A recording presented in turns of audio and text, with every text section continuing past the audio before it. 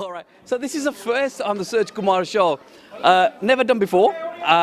So not sure what I'm going to expect, to be honest with you. So with me is George Galloway. How are you? Thank you very much. Thanks for the opportunity. Yeah, I'm really happy. Okay. Needs no introduction, of course. We remember him from Big Brother. Do we not, Pussycat? I'm a lion, actually, so don't test me. I will trust you. Right, so you're running for Gorton. Manchester Gorton, That's yeah. right, okay. So you're coming back into it. Why? Well, I think that this is a very dangerous and unstable period in the world's history. I mean, we could be at war by tomorrow morning. Could be now, you never know. And it's a very turbulent time, nationally and internationally, and I think that Parliament is weak on both of those counts. Secondly, Sir Gerald Kaufman, the deceased MP for the constituency, was a very close friend of mine for 35 years. Okay. So we campaigned all over Britain and all over the world, actually, together. And when he died, I felt a need to try and fill his shoes and continue his work. And thirdly, I'm deeply connected to Manchester. My latest child was born there 2 weeks ago in St Mary's Hospital, thank you. And two of my other children live there. So I'm regularly there in Manchester, in the constituency. I'm deeply connected to it. And so it was kind of a no-brainer, to be honest. Okay. A bit of a style icon, I can see. You scrub up quite well. Thank you. You too. Well, I try. Now, you integrate with the Asian community, the ethnic community, shall we say, quite well to a lot of other... Well, I actually haven't seen anybody else integrate as well as you do. Why is that? I mean, what makes you different? What makes you want to integrate with the Asian community? Well, if you take Pakistan, for example, I've been involved with Pakistani issues since the 1970s, since the proposed and then executed hanging of Prime Minister Zulfikar Ali Bhutto. I campaigned to try and save his life. Okay. I became deeply involved in the 80s in Pakistani affairs. I travelled underground in Pakistan during the dictatorship. I was granted the Halal-e-Qadi-Azam for my work in the restoration of democracy. So it's not just the curries that you like then? No, but I do like the curries. But I then got the Halal-e-Pakistan for my work on Kashmir. I've been involved in the Palestinian issue since 1975. That took me into wider Arab issues. And so if you add the subcontinent and the Arab world, well, that's a billion Muslims for a start. So I like the curries, I like the music, I love the people, and they've been very good to me. I was elected twice in the East End of London and then in Bradford, where we're sitting now in this very constituency.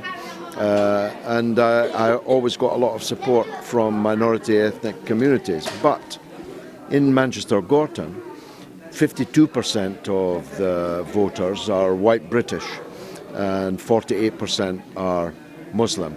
About 30,000 are Pakistani, but there's thousands of Bengalis and Arabs and African Muslims, as well as, of course, tens of thousands, scores of thousands of white English people. So I think I'm quite well able to bridge all those communities. Confident? I'm really confident, yeah. I mean, we were fighting for a by-election on the 4th of May. It's now cancelled, so it's part of the British general election now, which will change a number of things, but most of them in my favour. Okay, so what are you going to do differently to win, in all honesty? What are you going to do? Well, people know, first of all, they know what I stand for.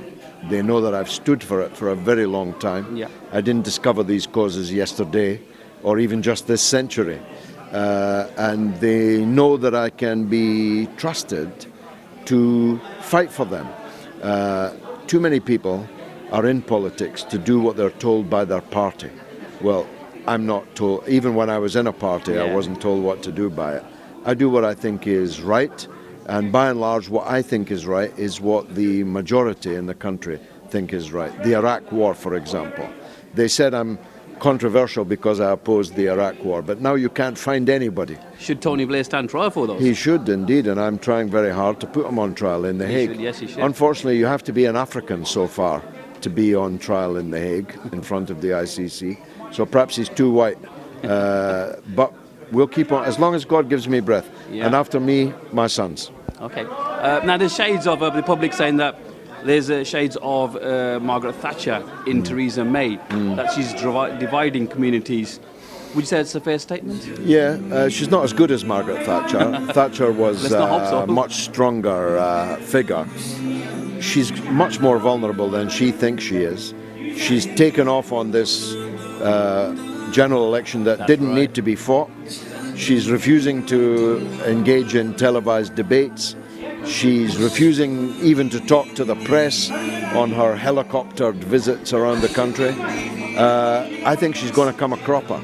I think she's going to be the shortest-lived Prime Minister in modern history. Is that dangerous for the UK, for the economy? Well, she said 5 times in the last 5 months that there would be no early election because it would be dangerous for the economy, because it would create instability when we're negotiating Brexit and so on. So now she's about turned. She can hardly blame people for saying, hey, this is an unnecessary and risky enterprise. And I think she'll be punished for it. Okay. All right, guys, that's a special edition of the Surj Kumar Show with George Galloway on my show, and I'm privileged to have him on there as well. So, George, any final words for the public? No, just that it's been fantastic talking with you. I've had a great night, bit of Bhangra. I thought I might get a curry, but it's like all these tables you see around you, there's no food. We got tuna sandwiches. A buffet. No, it's been marvellous. It's been great. All right, thank you, Thanks George. very much. Guys, thank you for watching.